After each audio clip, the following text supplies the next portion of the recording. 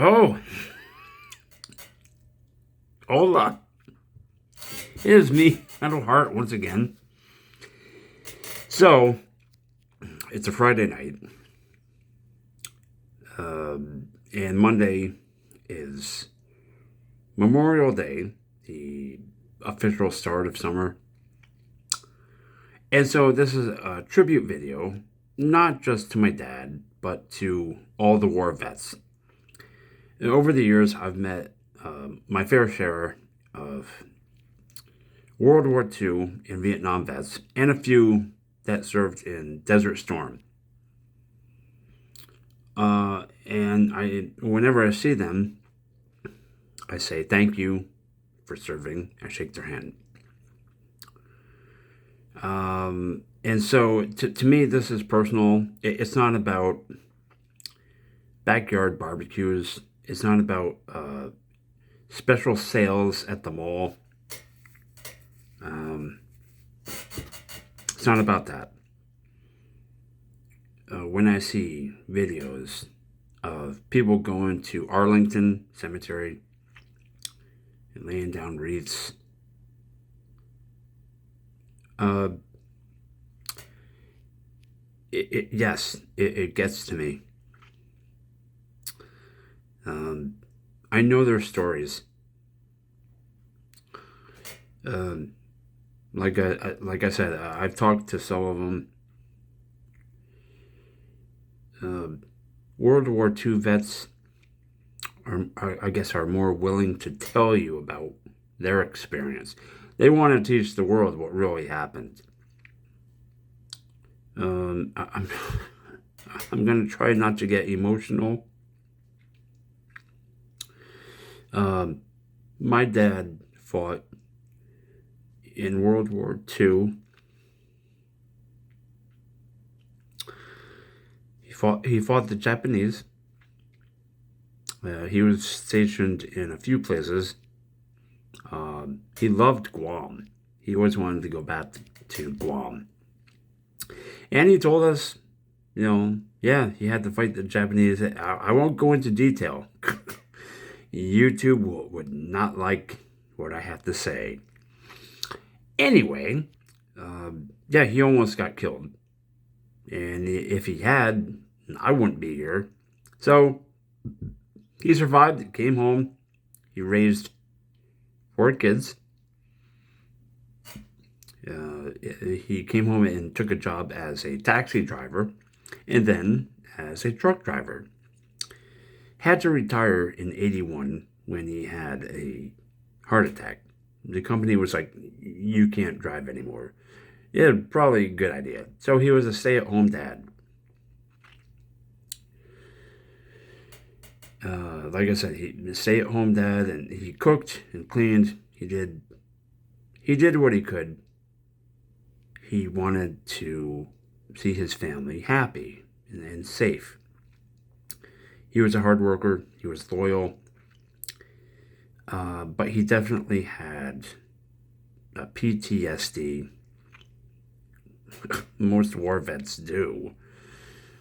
And I didn't really understand the whole situation when I was a kid, but later, I think it was in my 20s when I found a letter that my mom typed up explaining why she wanted a divorce. I won't go into detail about that, but it was heartbreaking. It's one of the things that traumatized me. Anyway, so the whole idea of dealing with someone that maybe a parent or relative that uh, went to war and they were traumatized by it.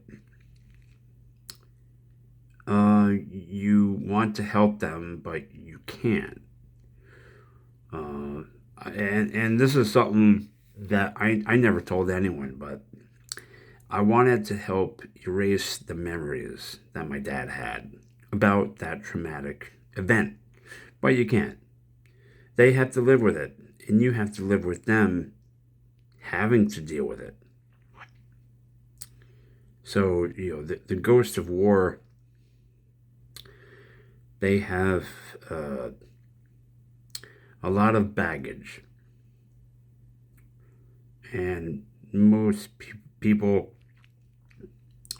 uh, don't realize it. The Vietnam vets came home and they were treated like shit because, the country was said, hey, we didn't have to go there and do this. Like, okay, and it's still a big question mark. Why did we go? I'm not going to go into that, but these were young men that they did what they thought they had to do. They wanted to protect people. That was definitely my dad. My dad lied about his age to get in because he wanted to fight. He absolutely. My dad was tough, really tough. He didn't back down from a fight. And I'm the same way. And so when I see pictures of him, like, yeah, I'm his kid. Um, a former girlfriend, her dad fought in Vietnam, and he had Agent Orange. That's how he died. I think he was like maybe 47 when he died. And yeah, the whole idea of why we go to war, that's a different video. I'm not going to go into that, but yeah, for me, it's personal, and it always will be. I'm always going to think about my dad, but especially 3 days of the year: his birthday in January, Memorial Day, and Father's Day. Um, Once in a while, I put his favorite candy on his dresser. He loved Good and Plenty and Necco's. And once in a while, before I go to bed, I say, "Good night, Pop."